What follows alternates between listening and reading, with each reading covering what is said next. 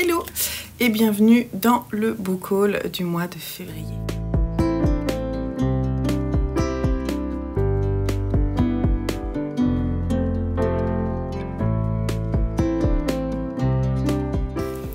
Au programme, je vais vous faire un petit biblio haul, voilà, de ceux qui sont arrivés dernièrement. Ensuite, on va parler des cadeaux et des trouvailles de boîte à livres, donc ces livres que je n'ai pas achetés ou qu'on m'a offerts. Ensuite, des livres que j'ai trouvés en ressourcerie. Il y a beaucoup de choses qui sont rentrées, beaucoup de romans, vous allez voir. Ensuite, des livres que j'ai achetés en occasion, que ce soit sur Vinted, chez Gibert ou sur Momox. Ils sont en bas, c'est pour ça que je regarde en bas. Et ensuite, les achats neufs qui ne sont pas nombreux, mais qui sont quand même là. Voilà. Allez, c'est parti.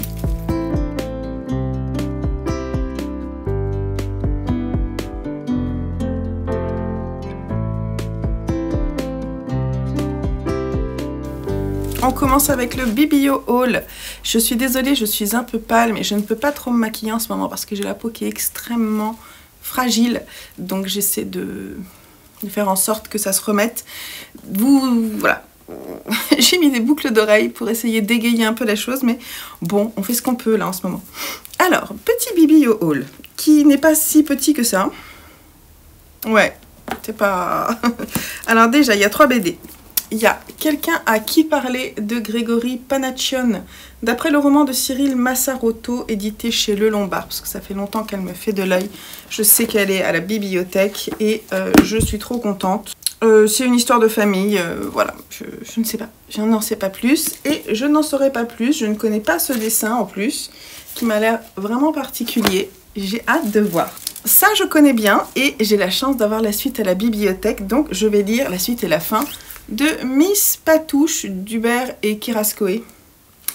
Et c'est trop cool, on est chez Poisson Pilote. Ici, le tome 3, là, le tome 4. Désolée, il y a de la lumière dessus, mais voilà. Donc je vais savoir la fin de cette BD un peu policière. Et c'est très bien.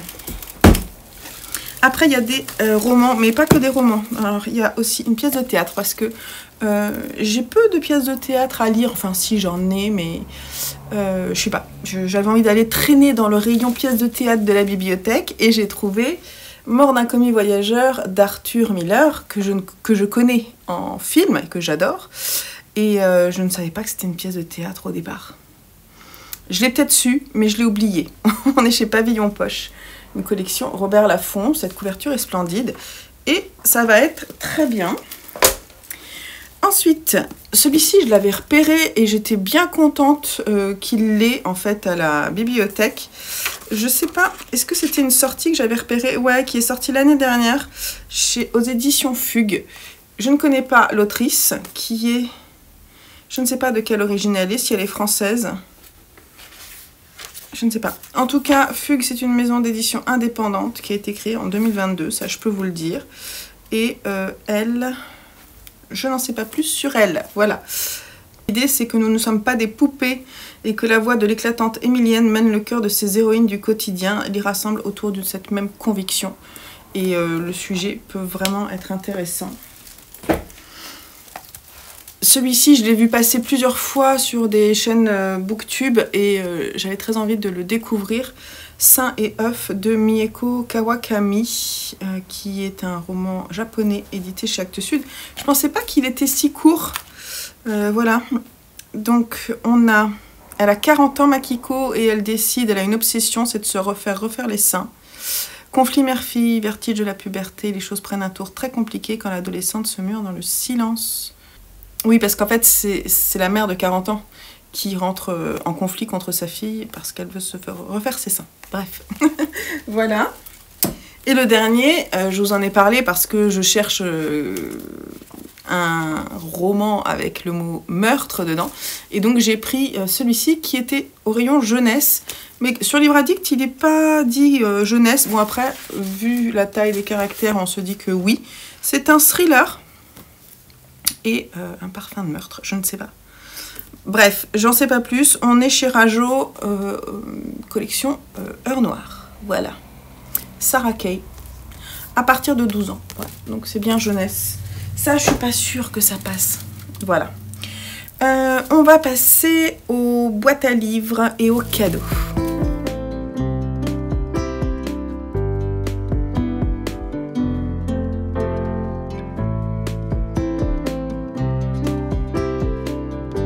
Alors déjà, j'ai eu le bonheur de recevoir de Marlène Minimalou, ma tricopine et lecture copine. Mama Roma de Luca Di Fulvio chez Pocket, qui est un auteur que j'avais découvert l'année dernière, si je dis pas de bêtises, et que j'avais beaucoup aimé dans son roman Le Gang des rêves. Et voilà, donc je pense que... Alors, je sais pas si je vais le lire cette année, parce que dans les briques, j'en ai déjà quelques-unes qui sont prévues, et celle-ci fait 812 pages, mais j'aime beaucoup la plume de Luca Di Fulvio. Un roman d'apprentissage, encore. On est à Rome, en 1870, dans un état d'insurrection, quoi. La ville est assiégée. Voilà, je n'en sais pas plus, mais en tout cas, il sera lu, et merci beaucoup Marlène pour ce cadeau adorable. Et puis 2 trouvailles de boîte à livres. La dérive des sentiments d'Yves Simon. Alors ça, c'est un retour en enfance, mais à adolescence, quoi. J'ai dû le lire quand j'avais 13 ans, quelque chose comme ça. Je ne me souviens plus. Il a eu le prix Médicis, et ça parle de création littéraire. Et voilà, donc j'ai très envie de le relire. Quand je suis tombée dessus, j'ai dit oh, mais oui, ce livre. Et depuis, j'ai rien lu d'Yves Simon. Hein. Donc voilà, j'aimerais bien le relire. Je vais le mettre dans mes livres à relire. Et ça, c'est pas moi qui l'ai trouvé, mais c'est l'anecdote. Chez mon beau-père, il y a une boîte à livres qui souvent regorge de merveilles. Ici, elles sont moins bien, mes boîtes à livres. Et donc, ce qui fait que quand on va chez mon beau-père, on passe souvent, tout le temps même, à la boîte à livres qui est sur notre route. Et là, je n'étais pas avec les garçons, il y avait juste mon homme et mes 3 fils, et je leur ai dit, vous m'appelez quand vous êtes à la boîte à livres, et vous me mettez en FaceTime pour que je vois ce qu'il y a dedans, ce que Joseph a fait. Il n'y avait pas énormément de choses, mais il y avait celui-ci, Moderato Cantabile de Marguerite Duras, que j'ai aussi lu quand j'étais adolescente, dont je ne me souviens plus du tout. On est aux éditions de Minuit, dans la collection double. Et je me suis dit, bah oui, je vais le prendre, comme ça je pourrais le relire, parce que dans mon souvenir, ça m'avait bien plu. Il est paru en 1958. Qu'est-ce que ça veut dire, Moderato Cantabile? Je ne sais pas. Une leçon de piano, un enfant obstiné, une mère aimante, pas de plus simple expression de la vie tranquille d'une ville de province. Mais un cri soudain vient déchirer la trame, révélant sous la retenue de ce récit d'apparence classique, une tension qui va croissant dans le silence jusqu'au paroxysme final. Donc, une leçon de piano. Et j'aimerais bien le relire, franchement, c'est pareil, il est très court. Enfin, il fait 164 pages, mais c'est écrit gros, et je suis bien contente de l'avoir parce que j'aimerais bien le relire, vraiment.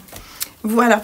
Alors, on va passer aux trouvailles en ressourcerie.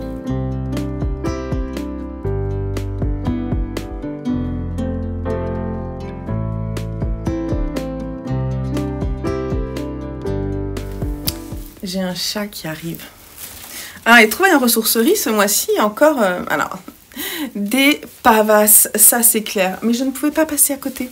Ce sont soit des livres qui étaient dans ma wishlist ou voilà, que j'avais repérés. Donc, vu que les grands formats, ils sont à 1 €, mais quand on achète 3, le 3e, il est gratuit. Voilà, quand je tombe dessus, bah, je prends. Ce qui fait que ça remplit ma pile à lire. Mais tout va bien. Allez, tout va bien. Un été avec Albert de Marie Pavlenko chez Flammarion. Franchement, je ne l'aurais pas acheté neuf. C'est un roman, je pense, plutôt adolescent.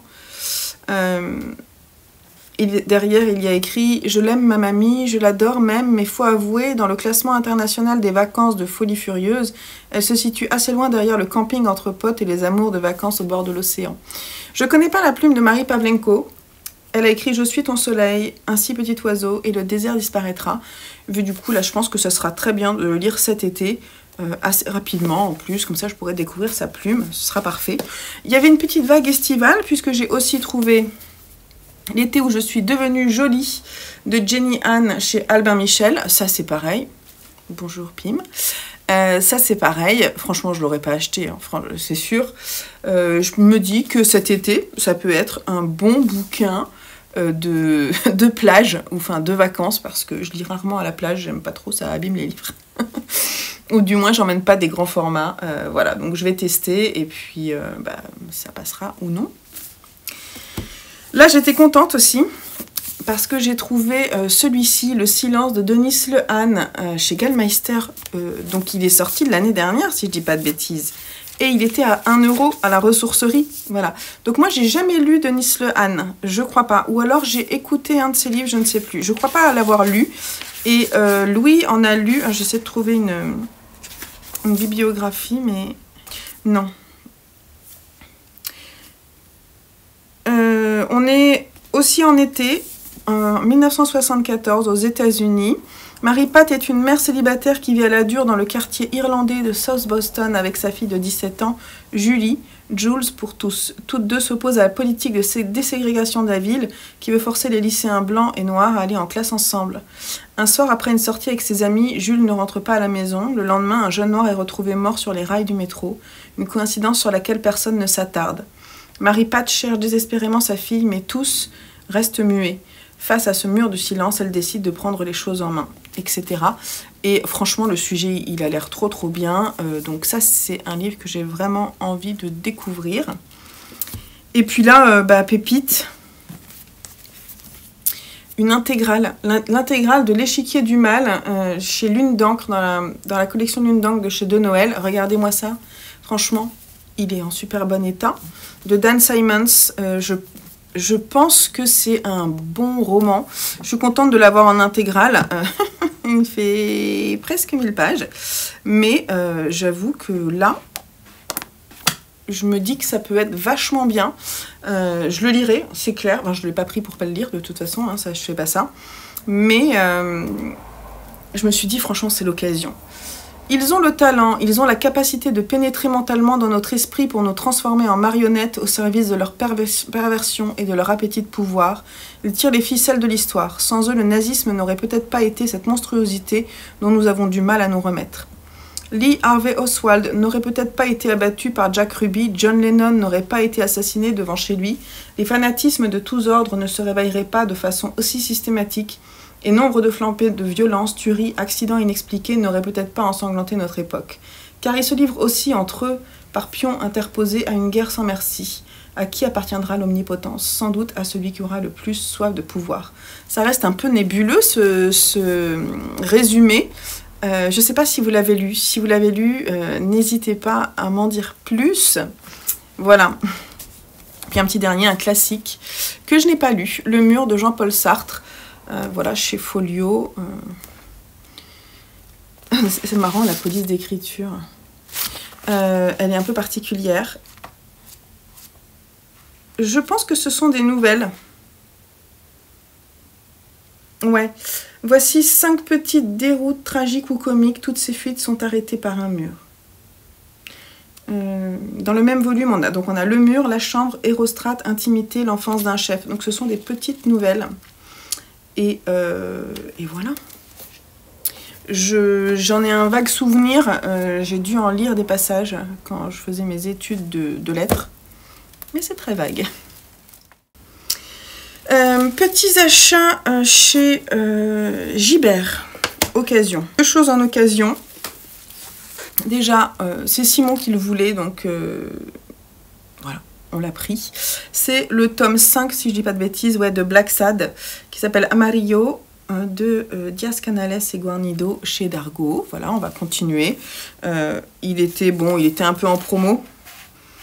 J'ai pas forcément envie de les acheter neufs, en fait, moi.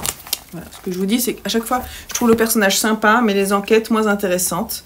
La couverture jaune, comme ça, est splendide et appelle l'été. Hein, c'est cool. Et puis, alors, par contre, là, j'étais trop contente.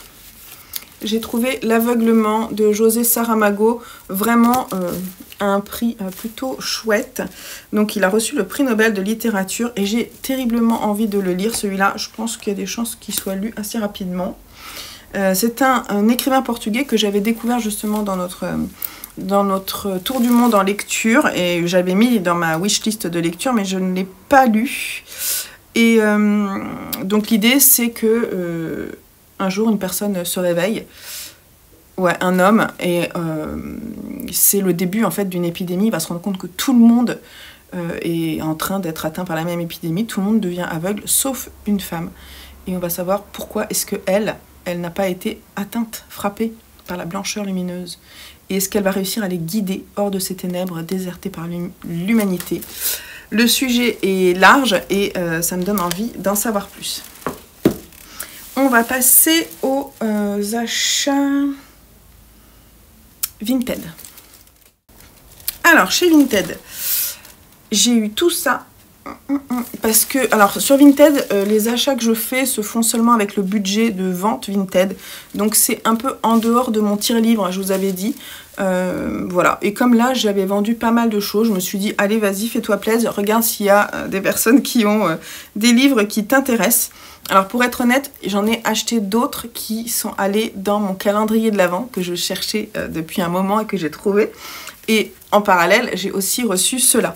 Donc j'ai reçu 6 versions de Matt Wesolowski, Les orphelins du mont Scarecrow, qui est sorti chez Point là. Et en fait, c'est une saga, je ne sais pas combien elle fait de tomes, peut-être 5 ou 6, je ne sais plus. Tout est sorti, donc ça c'est plutôt bien. À voir si ça me plaît. Donc c'est policier hein, ou thriller, je ne sais pas. Un jeune qui disparaît un soir d'août, donc c'est pareil, ça peut se lire en été, je pense, ça peut être bien. Et on va le retrouver son corps l'été d'après. Accident ou crime. 20 ans plus tard, dans son célèbre podcast 6 versions, Scott King donne la parole aux témoins pour tenter de résoudre cette énigme. Mais les adolescents ont grandi et leurs souvenirs se contredisent. Il reste unanime sur un point, une créature monstrueuse entourait les lieux. J'en avais entendu pas mal de bien, donc je suis curieuse. Un auteur que j'aime, Francis Scott Fitzgerald, Tendre et la nuit, au livre de poche. Bon alors là en fait j'ai juste vu que c'était Francis Scott Fitzgerald. Ce titre est assez emblématique de son œuvre. Je vais pas forcément vous lire parce que sinon la vidéo va être trop longue, mais sachez que j'ai très envie de le découvrir également. Voilà, l'auteur de Gatsby le Magnifique entre autres. Encore une autrice que j'aime bien, Anna Gavalda. Alors là j'étais un petit peu... J'avoue que Anna Gavalda, elle a arrêté d'écrire, ce que je trouve bien dommage. Et j'ai l'impression que dans sa fin de carrière, parce qu'elle est quand même assez jeune encore, elle pourrait écrire. Hein, je ne comprends pas pourquoi elle a arrêté. C'est une vraie question que je me pose. Et ces livres qu'elle a écrits dans ses derniers écrits sont moins intéressants à mon goût. Et celui-ci en est un qui est sorti... en 2014, donc effectivement un de ces derniers. Donc je ne sais pas trop quoi en penser. Est-ce que ça va être un petit peu comme celui qu'elle a... Comment ça s'appelle? Celui que j'ai beaucoup aimé. Je pense à Ensemble, mais c'est pas Ensemble. Je vais trouver. Hein. Ensemble, c'est tout, voilà, qui était sorti 10 ans avant celui-ci. Moi, j'en ai lu pas mal. Mais bon, bref, du coup, je ne sais pas trop si ça va me plaire. Je testerai. Et puis, voilà, on suit 3 personnes, 3 prénoms, 3 histoires, 3 jeunes gens d'aujourd'hui, déterminés et courageux, qui préfèrent encore se tromper de vie plutôt que de n'en vivre aucune. Ça me fait un peu penser à Ensemble, c'est tout. Donc, j'espère que c'est pas une redite. Une autre autrice que j'adore, j'ai trouvé Heure d'Audur Ava Olavsdottir chez Zulma. Je n'en sais rien puisque... Mais c'est Audur Ava Olavsdottir. Donc voilà. Pour le moment, tout me plaît d'elle. Donc en même temps, j'en ai lu que 2. Mais bon. Et là, je les ai reçus hier. Je suis allée les chercher hier. 2 bouquins. J'en ai pris un autre pour offrir dans un calendrier de l'Avent de mon neveu. Et toujours dans la recherche du mot meurtre dans le titre, j'ai repéré celui-ci. Regardez-moi ces lèvres splendides. Le meurtre d'Otsuya de Junichiro Tanizaki chez Folio. Il n'est pas forcément super bien noté, mais je ne me laisse pas forcément guider par ce qu'on pense. Je peux juste vous lire rapidement. Il y a écrit derrière « Femme-enfant ingénue, la belle Otsuya apprend vite à user de ses charmes et devient une courtisane accomplie qui excelle à corrompre et manipuler les hommes. Jeune et naïf, Shinsuke est une proie facile, mais qui sait jusqu'à quelle folie peut conduire la passion. » Voilà. Et Ken Follett Forever. Le scandale Modigliani, j'étais étonnée quand je l'ai reçu. J'ai dit, oh, mais dis donc, il est très court. C'est un roman qu'il a écrit il y a longtemps. Franchement, j'étais assez étonnée. Il l'a écrit en 1976 et il a été traduit en 2011. Voilà, le scandale Modigliani, j'imagine que c'est lié à ce peintre formidable. Ils ont entendu parler d'un fabuleux Modigliani perdu et sont prêts à tout pour mettre la main dessus. Une femme étudiante en histoire de l'art dévorée d'ambition, un marchand de tableaux peu scrupuleux et un galeriste en pleine crise financière et conjugale, sans compter quelques faussaires ingénieux et une actrice idéaliste venant allègrement pimenter une course-poursuite échevelée. Les coulisses du monde de l'art. Voilà, ben moi j'ai envie, et c'est pareil, il n'est pas super bien noté sur Livre Addict, du moins, parce que je sais ce que j'ai regardé. Voilà, ensuite on va passer aux occasions plutôt Momox. J'espère que vous tenez le coup, on est sur la fin, mais il y a quand même tout ça. C'est encore des pavés, vous avez vu. Oui, c'est un peu la cata ce mois-ci, ouais, un petit peu, mais ça va aller, ne vous inquiétez pas.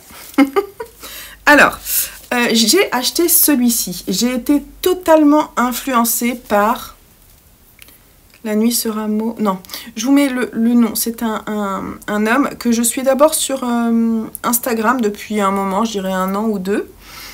J'aime bien ses avis, ses chroniques. Je crois qu'il est écrivain lui-même. Ah, c'est pas La nuit sera mot du tout, c'est pas lui. C'est un autre. Bien sûr, comme d'habitude, j'ai oublié son nom, donc je vous mets son nom ici. Et il a ouvert une chaîne YouTube, si je dis pas de bêtises. Mais depuis peu, je pense, parce que je ne l'avais pas repéré avant. Et il a parlé de ce livre parmi ses livres préférés. Et il m'a conquise. Le complexe de la sorcière d'Isabelle Sorrente. Donc là, Isabelle Sorrente est tentée par une image, celle d'une femme au crâne rasé, attendant sa condamnation. Qui est-elle? De quoi s'est-elle rendue coupable? Dans une enquête mêlant récit historique et intime, la romancière nous entraîne sur les traces des sorcières, ces milliers de femmes pourchassées et tuées, soupçonnées d'avoir conclu un pacte avec le diable. Loin d'appartenir au passé, la sorcière est semblable à un secret de famille. S'en approcher, c'est faire surgir des souvenirs enfouis. Voilà, ce roman a l'air d'être une petite pépite. J'ai très hâte de le découvrir. Et je viendrai vous donner mon avis. Ensuite, ça je vais vous en parler à la fin. Alors, encore du Ken Follett, je suis trop contente, je l'ai trouvé en occasion, pas cher. Et donc c'est Les Armes de Lumière, qui est celui qu'on va lire prochainement, dans 2 ou 3 mois, je sais plus, qui est le dernier de la saga de Kingsbridge, parce que Le Crépuscule et l'Aube, c'est un préquel. Donc c'est celui-ci qu'on va lire, donc il fallait que je me le procure, et je l'ai trouvé sur Momox, franchement, en très très bon état. Comme neuf. Et voilà, donc Kingsbridge. Et là, on va être à la fin du XVIIIe siècle. Voilà. Et c'est trop cool. Alors ça, c'est dans le but d'une future exploration qui sera l'exploration des romans du terroir. J'avais très envie de découvrir ce livre-là.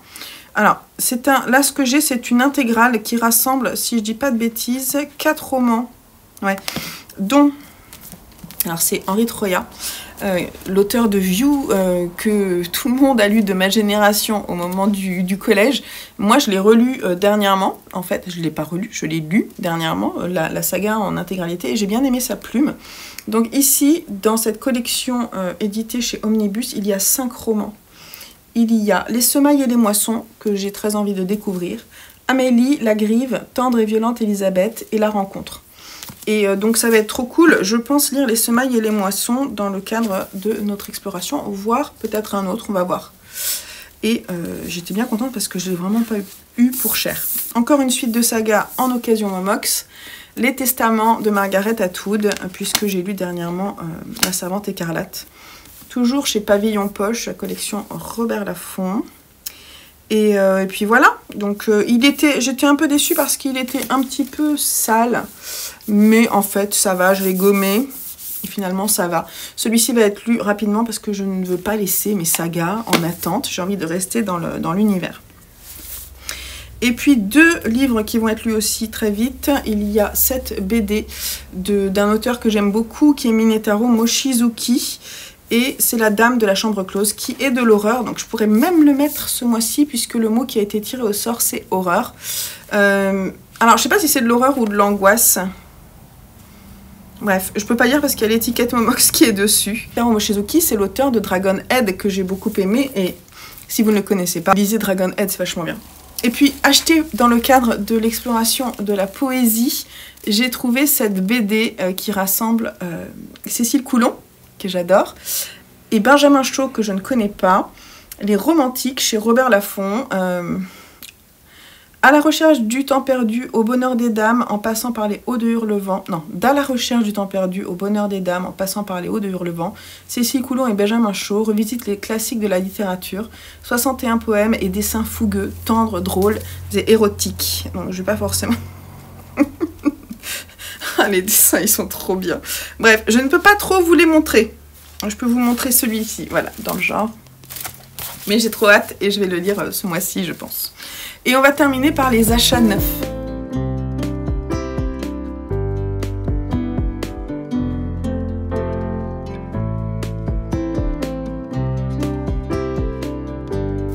Alors, il y en a 3 que j'ai pas parce que ce sont des achats pour mes enfants, mais que je vais lire qui m'intéressent. Donc, je vais vous les mettre en vignette ici.